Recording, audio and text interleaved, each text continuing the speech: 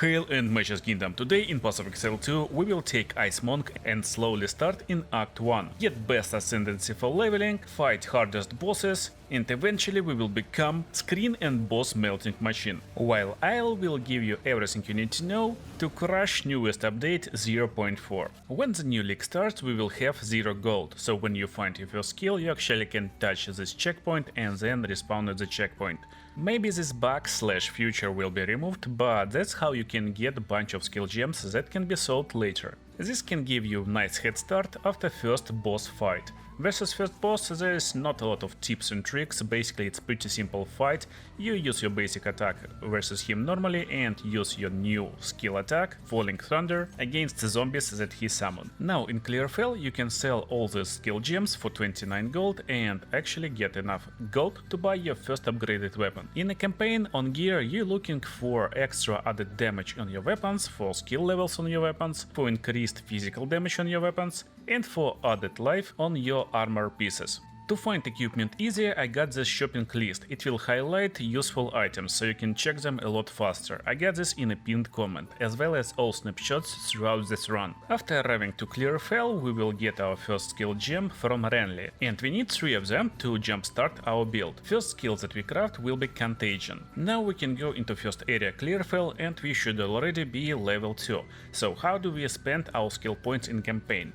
Basically we're going only in attack nodes, so we're spending them into skill speed, and attack damage. No critical hit chance, no critical damage bonus, it's useless in a campaign. In Clearfell you will find next skill gem, and we will craft our next skill, Glacial Cascade. At this point, in most cases, still, it's far more superior just to come close and start attacking with our quarterstaff as basic melee attack. But if target is more or less stationary, Glacial Cascade is actually best choice. Normally it dealing 73% of attack damage. This means you will deal only 7 damage if your quarterstaff inflicts 10 damage. But if you take a closer look, at the end of Glacial Cascade there is a big spike. This spike actually inflicts 200% more damage, so instead of 10 damage you will inflict 20. And if target is frozen, you actually will quadruple your damage. That's why after defeating Bira we want to go into Mud Burrow. Normally if you want to beat Act 1 as fast as possible you actually skip this area, but we can't afford it, because we're playing as Monk and as melee character kinda. So, if you actually want to have easier time as Monk, then you can just pick up the bow, a quiver and play Lightning Arrow and Stormcaller Arrow throughout Act 1. Normally when I'm not speedrunning, I can beat Act 1 in around 50 minutes. This time it took me more than 1 hour, but still full run on Monk took around 7 hours, which is pretty normal time, and for a lot of players it's actually pretty fast. And for me, if I'm picking Monk, I want to play and have fun with quarterstaff, not with the bow. So that's why I'm going over here and trying to defeat Devourer, as well as Leak Mechanic, if it will persist in this place. First of all, this boss will drop next skill gem, which is really important for us to finish our build combination rotation for now. Last skill we will craft right now will be Frozen Locus. And then after getting back in town, Renly will give us Uncut Support Gem,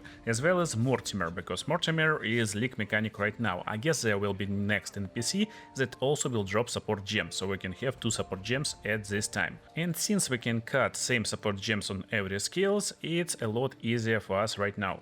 Basically what we want to have is elemental ornaments on all our skills. However, elemental ornament is strength gem, therefore you will need more strength to use a lot of them. So there's another options for good support gems, but you anyway want to increase your strength by gear or by stats on passive skill tree later. Another important support gems will also increase our damage, so they can be something like Concentrated Area or Rapid Attacks. Rapid Attacks will increase our attack speed, while it's not increasing your damage directly, it increases your DPS, because now we can attack a lot more often. And technically we are completely ready to go, so we get Frozen Locus to jump away from enemies and create big ice crystal. This crystal will aggro enemies and will take their time. And your main and most important combination will look like this. You go inside, you create ice crystal, go a little bit back and then try to hit ice crystal with the tip of Glacial Cascade. Still, monster density can be overwhelming, that's why we got Contagion. After putting contagion on one of the monsters, it will start depleting their health, but when you kill him, it will actually spread among nearby monsters, and it will deal even more damage. That's basically how you can clear whole packs of monsters, technically by defeating only a single one.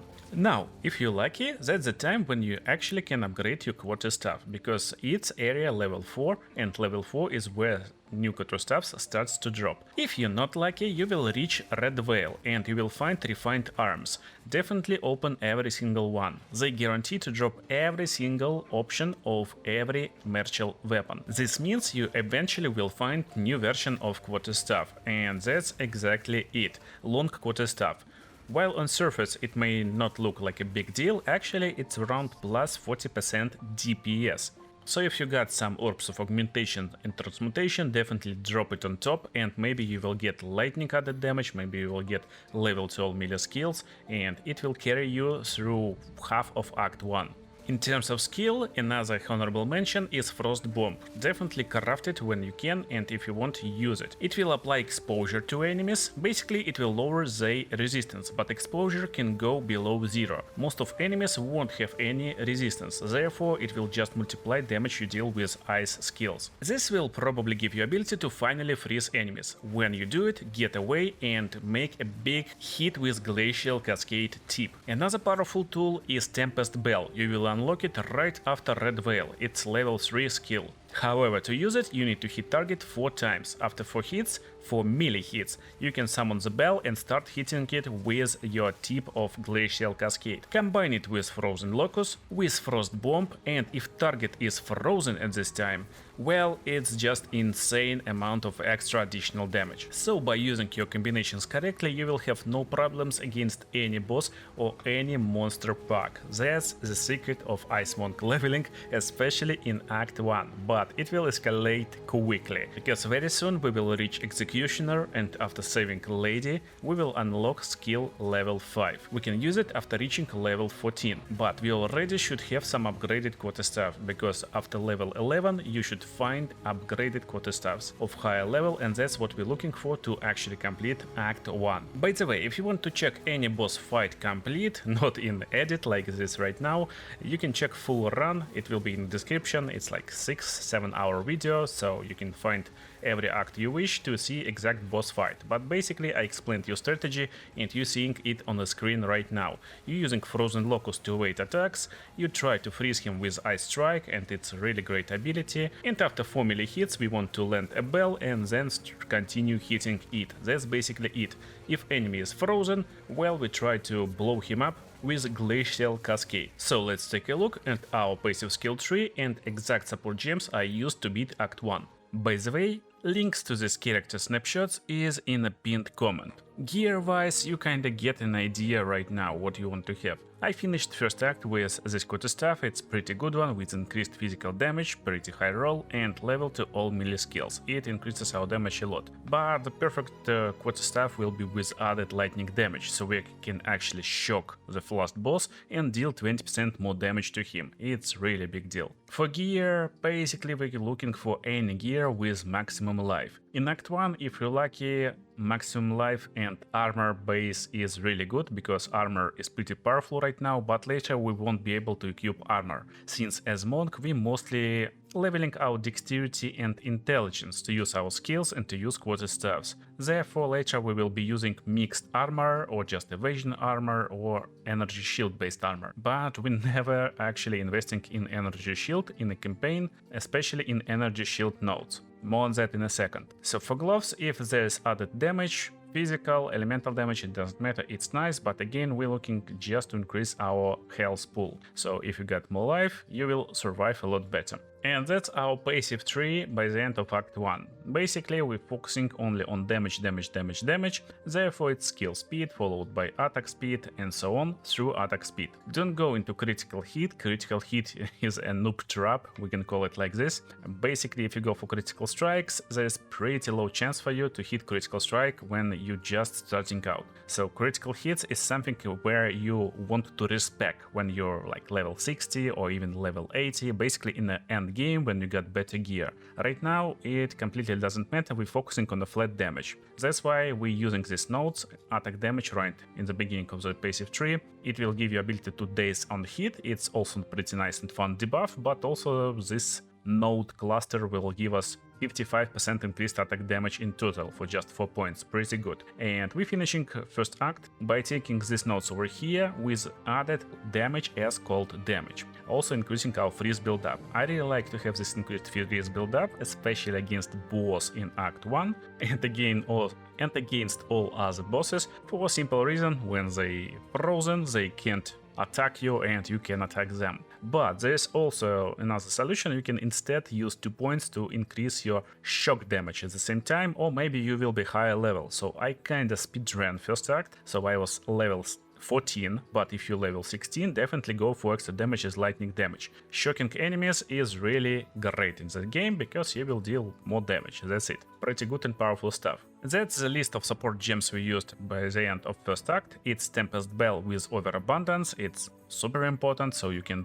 place bell after bell after bell. And Rage, it helps to keep a lot of damage when we're fighting bosses, it increases our damage significantly, but we don't want to put Rage on Ice Strike, because Ice Strike is a skill that we will use to basically hit as much as possible, therefore it's rapid attacks for faster attack speed, and Elemental Ornament for more elemental damage. Since Ice Strike dealing elemental damage, it will increase it, and also it will increase our chances and speed at which we actually freeze our bosses, most importantly, and of course enemies. The more ice damage you deal, the more quicker enemies will be frozen. For Glacial Cascade, I keep Elemental Ornament for more elemental damage and Concentrated Area for just more damage. We don't care about this area of effect, because we're using it in combination only with Ice Strike. Basically we're freezing enemies, then we're getting back a little bit and finishing them off with this Concentrated Area Blast. And for Frozen Locus, I'm using just Cold Attunement to freeze enemies faster. So that's it, that's all gems I got, and we can go into act number 2. That's where things are getting a lot funnier. So first of all, build is kinda ready. You actually can continue playing with exactly these skills.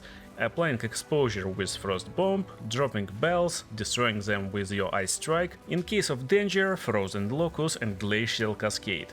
And that's it. But you still may stuck if you upgrading your gear at wrong times, and I will explain exact places where you want to upgrade gear and most importantly when. At the same time, there's ways how we can push our build to the next level in Act 2 and also in Act 3. But in 0.4 Frozen Locus got a little bit of rework. In 0.3 you need to put Frozen Locus really carefully, because if enemies is standing nearby, it will instantly blow up and will deal almost 0 damage. But in 0.4 it changed, so there is no property like deals 0 damage when destroyed in 0.5 seconds. Therefore I guess it fixed program-wise, so you can place it and it will deal some damage to enemies. You need to check this out and find out what works better for you. So I will explain what skills we will change for Frozen Locus in Act 2 and why, and most importantly what ascendancy we will use right now. And you can decide, do you want to make switches to your build, or you can want and continue playing exactly like this and it will work. Let's start with weapon upgrade. At the start of Act 2 you will start looking for this weapon, Crackling Quarterstaff. You want to find white bases, blue bases, basically any version of this quarterstaff, and if before Act 2 you disenchanted yellow items and sold blue items, you will be able to buy this item and also will be able to drop a regal orb on top. Also, if you completed any leak mechanics, you should have some exalted orbs, maybe 1 or 2, and you can drop even them, because right now we're going all in on this quarterstaff. Right now I'm comparing white Crackling Quarterstaff to my old quarterstaff, and my old quarterstaff got 30 more damage, basically 10% more. But after you upgrade this quarterstaff a little bit, add quality, add sockets and also drop runes, everything you can get in Act 1, you will get this increase of DPS, basically double or sometimes even triple. Our damage with full combo if our enemy is frozen and Frozen Locus is just impressive. Did you miss it? We just melted half of your HP. This weapon should carry us through whole act, and again, freezing enemies, stopping them is just insane, and you will destroy bosses in just 2 full combinations. I haven't spoke about spirit gems a lot, but basically you want to use Herald of Ice for damage or Wind Dancer for protection, and in this act, if you find gear with extra spirit, definitely get it on and activate Herald of Thunder. Based on our passive skill tree and our quota staff, we can deal a lot of lightning damage, therefore we will shock enemies a lot, and we will activate Herald of Thunder a lot. It will help us clear enemies a lot more faster and also get more experience, so it's easier to go through campaign. But you may notice one more skill I'm using right now. That's the skill I used instead of Frozen Locust. This skill also got jump back, so you can evade enemies, but also it got insane freeze build up. So now it's completely brutal how fast we can freeze even bosses. Basically 2 uses of the skill will instantly freeze boss, and we can continue our combination by just instantly using a Glacial Cascade. So if you're having any troubles with your armor, or maybe you hate Ice Strike for some reason, or you are in a bad situation, you can just use these 2 skills, Frozen Wave and Glacial Cascade, and you will instantly delete screens. Therefore you will easily get your Ascension. So for leveling we will pick Invoker. Don't forget, after you get your Ascension, when you play higher level or same level trials later, you actually can refund your points, and then you will be able to change your ascendancy. So just for leveling we will pick Invoker, but if you want you can switch to Chayula later. We need it for extra lightning damage and more chances to shock. Another honorable mention as skill for this act is Freezing Mark. It got changed in 0.4 and you will be able to just deal more damage to the target. It also will help us melt bosses even faster, which is completely insane. But don't get too excited. At the end of Act 2 you want to keep your eyes open. You're looking for Steel Point Quarterstaff, and it should be insanely powerful and instant upgrade to your Crackling Quarterstaff. If you're lucky you can get already good weapon, but even if you find bases, again you should already have few Exalted Orbs, Regal Orb, and definitely just go all in on this Quarterstaff, because Steel Point Quarterstaff will carry you through Act 3. And since we're almost there, it's time to talk about our passive skill tree and also skill gems. And in this act I was lucky, I got the spirit armor as I told you, and we already kinda using mixed armor, so we're using dexterity intelligence armor pieces, which gives you evasion and energy shield, but again, in my experience, it's kinda useless, especially in campaign. It doesn't give us really good numbers in terms of evasion and survivability, therefore again, main focus is to have maximum life. I found this helmet with maximum life, it's perfect. And finally we got Quarterstaff with added lightning damage, so it's pretty good one, also helped us defeat boss. Most importantly, let's take a look where we spec in Act 2. So in Act 2 I already took this Essence of the Storm to get lightning damage on passive tree, and then we're going to the bottom right part. So this part is really important. Basically we're getting increased attack damage over here, and again it's pretty big cluster that will give us ability to blind enemies on hit, and that's where we can get loads of evasion and survival actually. Even though I'm always telling that like evasion does not work, still if you got like 0 evasion, that's bad. With this combination we can at least fight elite enemies and face tank them, because they will miss few hits. Also I use this increased attack speed nodes, but you can actually respec from them and instead go into this line over here. Basically we unlocking Jewel slot, because in Cat, when you finish it, you will unlock Jewel, you can socket it over there, and if you're lucky you can get good Jewel with bonuses to Quarterstaff, maybe to attack speed or stuff like that. And another option is, instead of getting attack speed and evasion from this node over here, we can respec into attack damage, attack speed and attack speed over here. That's also a big buff for us, or just pure damage over here. I don't like Killer Instinct in Act 2 because it gives us attack damage on full life and attack damage on low life, but we don't want to be on low life. We want to heal ourselves so we survive, and we don't want, or we can't be on full life all the time. We will take some damage from burning ground, from different effects, so we won't be able to stay on full life forever. This means that basically it's better to invest in more stable ways to output damage, and I invest in elemental damage and freeze build-up over here, followed by 20% increased damage for each type of elemental ailment on enemy. So if you want like best stuff in this Act 2, you want to find a solution how you can actually inflict Ignite on enemy. We already got sources of Freeze and Shock. Basically we're inflicting fire I mean ice and lightning damage, no matter what. So if you find some runes, or maybe you will find rings, or maybe gloves with added fire damage, so I for example found this ring with added fire damage to attacks, that's just best stuff you may find, because you will start inflicting fire damage and then you will ignite your enemies, they will be ignited and you will deal a lot more damage. Let's take a look at our support gems. Basically there's no changes in Tempest Bell. I added potent exposure and prolonged duration to Frost Bomb. It's really useful because it gives us ability to inflict a lot more damage. Since I got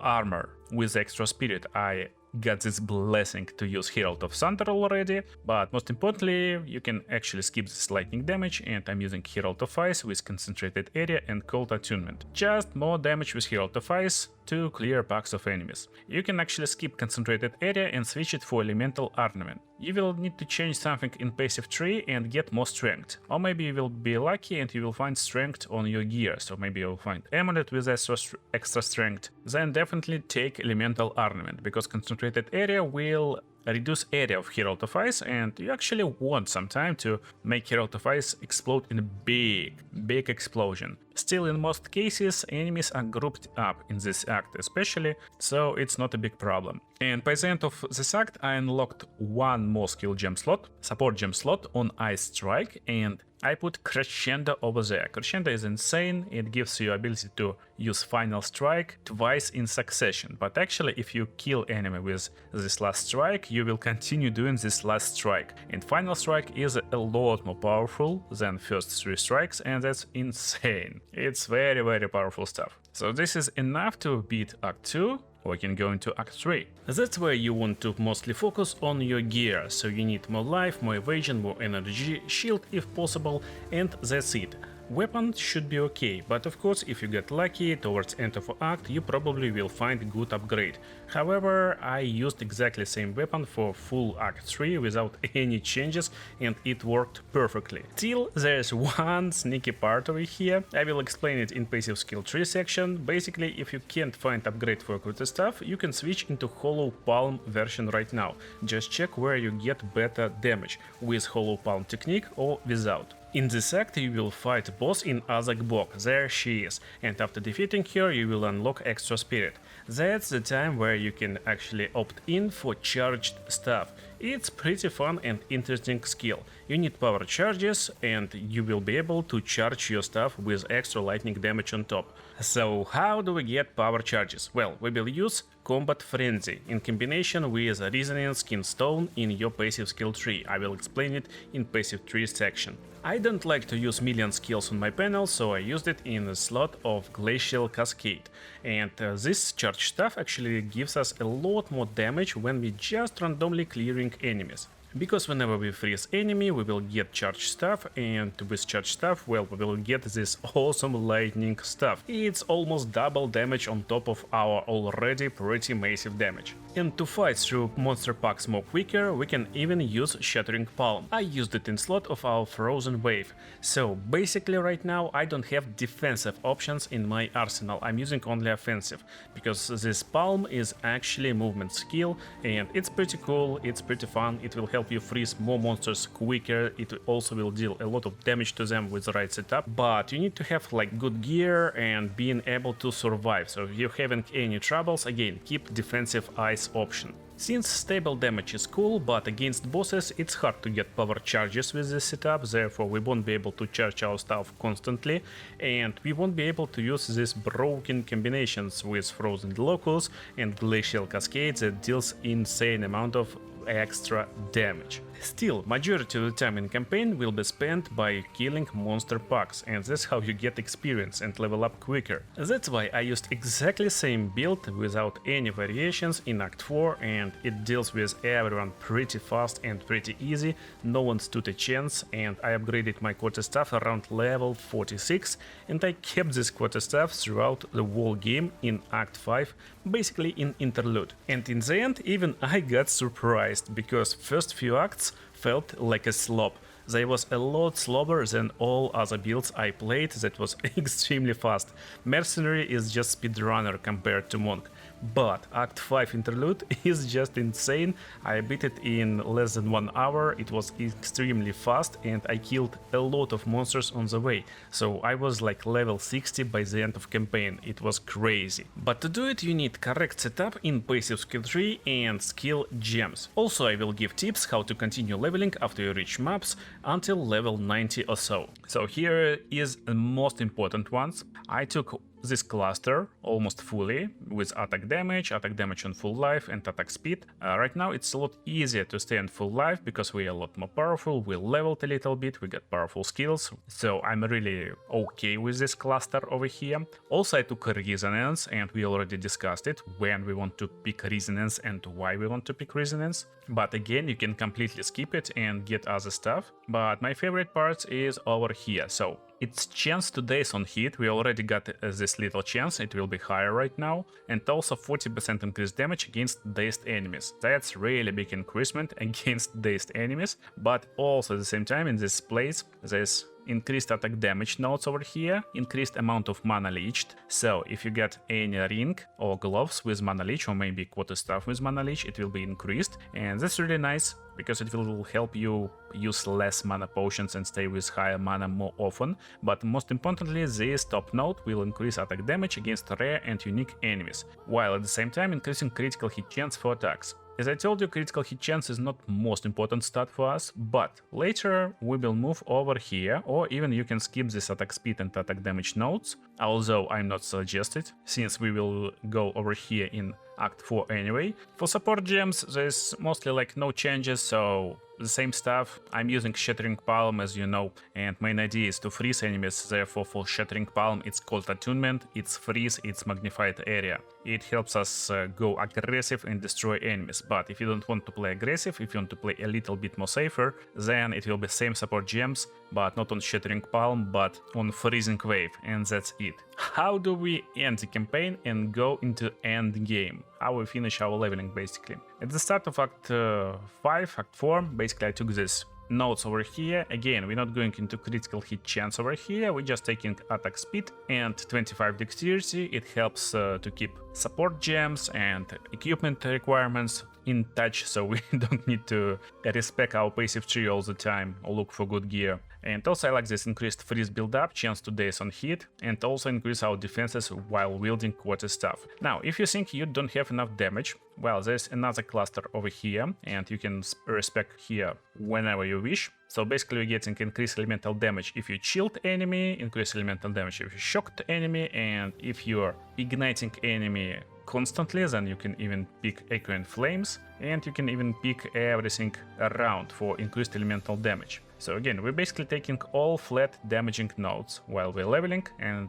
technically we took them all. At the same time, in Act 4, in Act 5 there will be tougher enemies, and on maps there will be tougher enemies, so we want to somehow challenge their resistances. Of course we're using exposure, but at this time we probably will have a little bit of problems hitting our intelligence requirements to get Frost Bomb to correct level. If Frost Bomb is underleveled, it won't apply exposure to targets. And that's where I got decision to actually invest into penetration. So penetration from cold damage is really great for us. Also we can increase magnitude of chill. It's also helpful against bosses, so we can evade their attacks a lot more easier. And I invested in penetration over here and over here. Penetration is optional, but really advised, especially if you don't have exposure. However, exposure and penetration kinda does not stack, because penetration can't go below 0, and exposure, while can go below 0, basically you can apply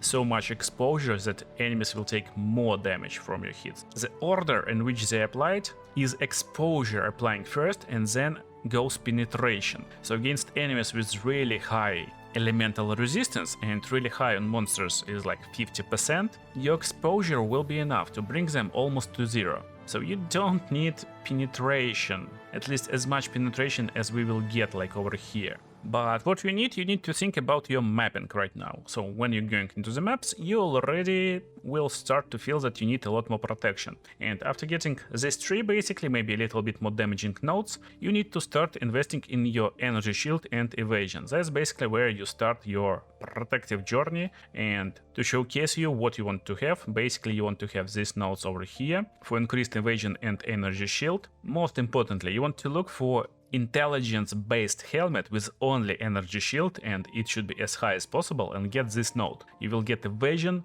based on your energy shield on equipped helmet, and you will get basically kind of best in slot helmet of both worlds. It's really powerful node. At the same time, very nice protective node is deflection, and we can get loads of deflection over here in this triangle node, and we will increase our evasion from equipped body armor. So doing this kind of feature over here, you will get a lot of protection. And last but not least, this node over here will give us energy shield based on evasion on equipped body armor. That's why I really like on monks pure evasion based body armor. It will give a lot of evasion, therefore it will give a lot of deflection, which really gives nice protection. And also it will give you nice energy shield. It will be lower than mixed armor, but evasion will be a lot higher. So if you're looking for more energy shield, you can invest over here. It will be mixed energy shield and evasion. And also here is our close nodes for even more increased energy shield. Probably last node that you may chase is over here for 60% increased maximum energy shield. And by doing this tree, it's actually level 100. So yeah, you want to do this tree exactly.